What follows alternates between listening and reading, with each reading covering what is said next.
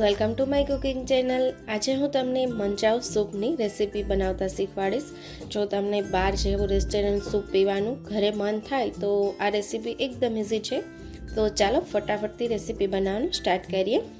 તો સૌથી પહેલાં 1 કપ જેટલું ગાજર, 1 કપ જેટલી ઝીણી સમારેલી કોબી, 1 કપ જેટલું કેપ્સિકમ અને સાથે 1 કપ જેટલી લીલી ડુંગળીને આ રીતે લેવાની છે અને અડધા કપ જેટલું લસણને આ રીતે ઝીણા કટકા કરીને લેવાનું છે। તમે લીલું લસણ પણ યુઝ કરી શકો છો અને આદુને પણ તે રીતે ટુકડામાં કટ કરીને લેવાનું છે।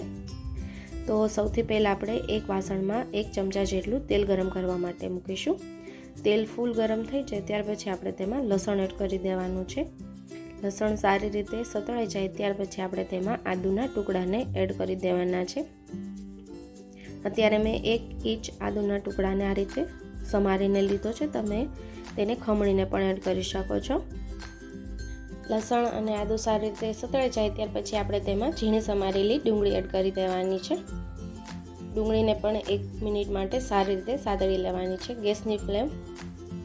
ત્યાર પછી આપણે તેમાં 1 કપ જેટલું કેપ્સિકમ એડ કરી દેવાનું છે। કેપ્સિકમ એડ કર્યા પછી 1 કપ જેટલું ઝીણું સમારેલું ગાજર એડ કરી દેવાનું છે।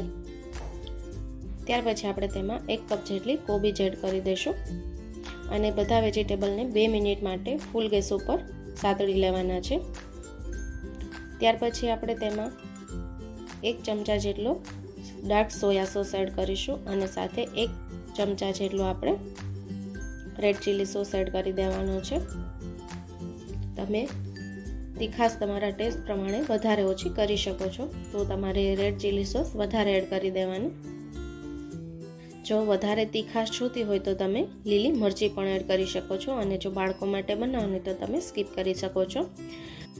તો 2 ગ્લાસ જેટલું આપણે પાણી એડ કરી દેવાનું છે અને પાણીને સારી રીતે ઉકાળી લેવાનું છે અને થોડું સ્વાદ પ્રમાણે મીઠું પણ એડ કરી દેવાનું છે। હવે પાણી સારી રીતે ઉકળી જાય ત્યાર પછી આપણે તેમાં જે સિક્રેટ મસાલો એડ કરવાનો છે તે છે મેજિક મસાલો, જે આ રીતે 5 રૂપિયાના પેકેટમાં આવે છે। આ તમે જો મસાલો એડ કરશો તો તમારું સૂપ એકદમ બહાર જેવું રેસ્ટોરન્ટ જેવું જ લાગશે, કોઈને ખબર પણ નહીં પડે તે તમે આ ઘરે બનાવ્યું છે। હવે સૂપ આ રીતે સરસ રીતે ઉકળવા લાગે ત્યાર પછી આપણે તેમાં 2 ચમચી જેટલો કોર્નફ્લોર એડ કરવાનો છે। કોર્નફ્લોરને આ રીતે પાણીમાં સ્લરી બનાવીને એડ કરવાનો છે। તેનાથી સૂપ થોડુંક આપણું ઘટ થશે અને ખાવામાં ખૂબ જ મજા આવશે। આ રીતે કોર્નફ્લોર એડ કરતી વખતે સતત હલાવતા રહેવાનું છે, નહીંતર ગાંઠા પડી જશે।